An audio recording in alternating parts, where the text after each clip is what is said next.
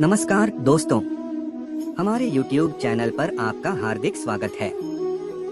जो होता है अच्छे के लिए होता है, जो हो रहा है अच्छा हो रहा है, जो होगा वो भी अच्छा होगा। तुम अतीत का पश्चाताप न करो, भविष्य की चिंता मत करो, वर्तमान चल रहा है। ये वचनामृत हैं पवित्र गीता के। जो होता है अच्छे के लिए, यह उदाहरण प्रासंगिक और अद्वितीय नारा है जो हमें जीवन के विभिन्न पहलुओं में सकारात्मक दृष्टिकोण बनाए रखने की महत्वपूर्णता सिखाता है। यह वचन पवित्र गीता के एक श्लोक से लिया गया है जो हमें अपने जीवन को सीधे तरीके से देखने की प्रेरणा प्रदान करता है। इस वाक्य का अर्थ है कि जो भी हमारे साथ हो रहा है वह हमारे लिए अच्छा है और जो होगा वह भी हमारे लिए अच्छा ही होगा। इसमें यह समाहित है कि अतीत में हुए घटनाओं पर पछतावा करना और भविष्य की चिंता करना नुकसानकारी हो सकता है। हमें वर्तमान के महत्वपूर्णता को समझना चाहिए और उसमें जीना चाहिए, क्योंकि वर्तमान ही वह समय है जिस पर हमारा नियंत्रण होता है। इस विचार को समझने के लिए हमें एक कहानी की ओर देखना चाहिए। एक बार की बात है, एक व्यक्ति को एक पुराने और बूढ़े योगी के पास गया था और उसने उससे अपने जीवन के बारे में पूछा। योगी ने उससे कहा, जो हुआ वह हुआ, जो हो रहा है अच्छा हो रहा है और जो होगा वह भी अच्छा होगा।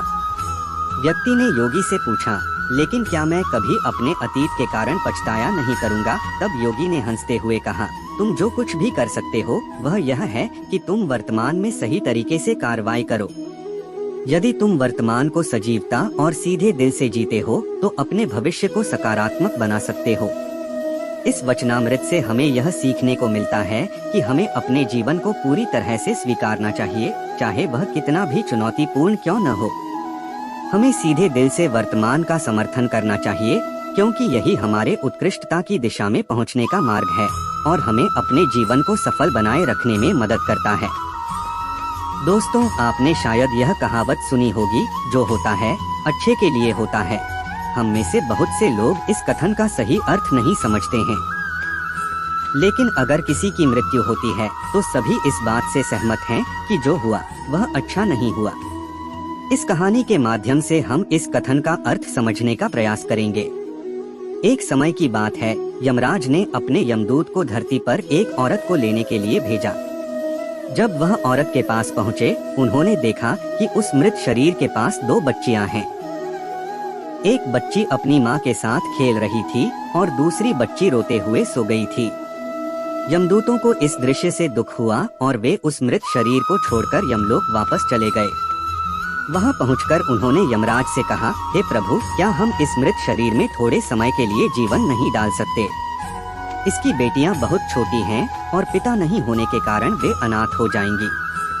यमराज ने कहा, तुमने उस मृत्यु शरीर को नहीं लाकर अच्छा नहीं किया। यह करके तुमने परमात्मा के काम में विघ्न डाला है। इसके लिए तुम्हें सजा देनी होगी। यमराज ने कहा, तुम धरती पर जाओ और तब तक वापस नहीं आना जब तक तुम अपनी मूर्खता पर पचटते नहीं। यमदूत धरती पर चले गए। यमदूत ने सर्दी के कपड़े नहीं दिए जाने पर ठंड में ठिठुर रहा था। तभी एक व्यक्ति वहां से गुजर रहा था जिसके हाथ में एक कंबल था।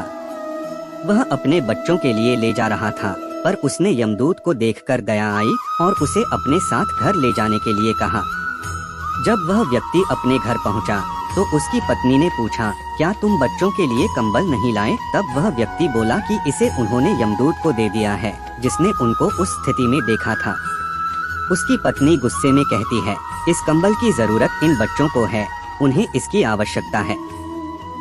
तब उस व्यक्ति ने यमदूत से माफी मांगना शुरू किया। यमदूत ने उससे कहा कि वह अपने कर्मों का फल भुगत रहा है।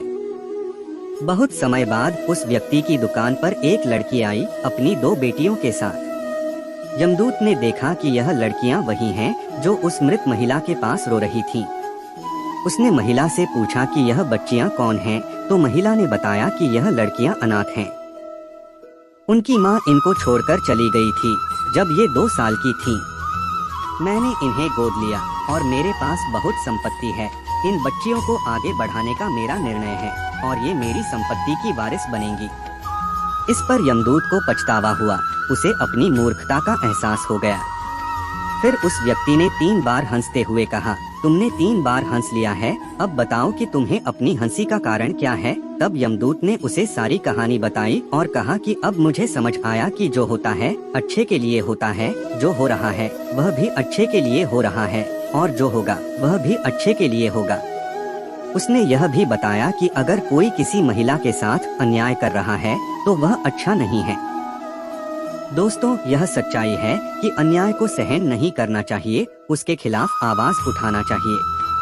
एक बार की बात है, दोनों गांव में महामारी आती है, जिसकी वजह से नंदी गांव की सीमाओं को सुरक्षा देने वाले सारे कुत्ते मर जाते हैं।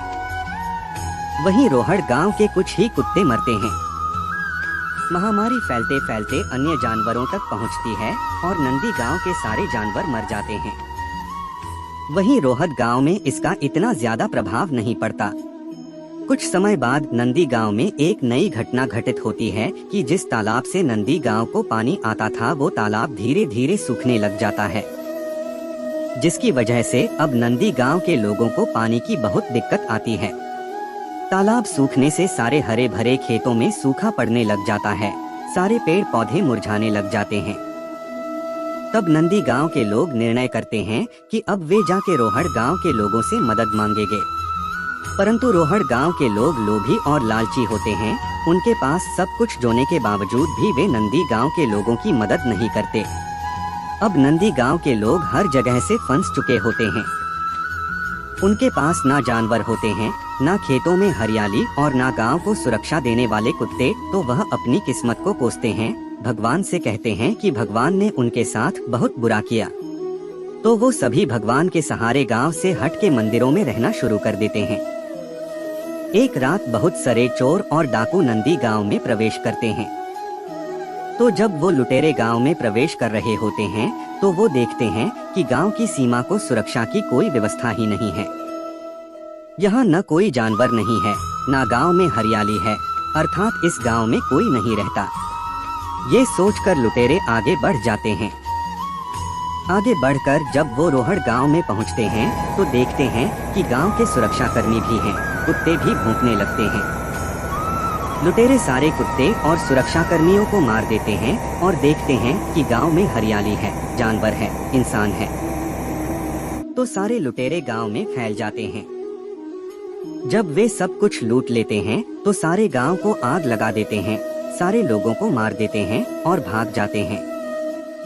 अगली सुबह जब आसपास के गांव वालों को इसका पता चलता है कि रोहड़ गांव में अब कोई भी नहीं बचा, पूरा गांव शमशान बन चुका है, तो नंदी गांव में किसी को हानि तक नहीं पहुंची।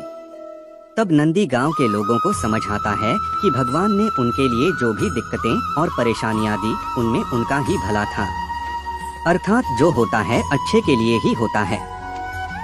इस कहानी से हमें यह सीखने को मिलता है कि हमारे जीवन में जो भी अच्छी या बुरी घटनाएं होती हैं, उनके पीछे भगवान ने आपके लिए कुछ बेहतरीन और बड़ा सोचा होता है। बस शर्त है कि आप खुश रहें।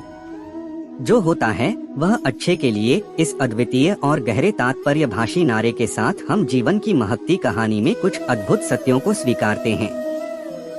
जीवन की इस यात्रा में हमें अपने संजीवनी क्षेत्र में प्रतिस्थापन करने की कला सीखने का मौका मिलता है, जिससे हम अपने आत्मविकास की ओर बढ़ सकते हैं।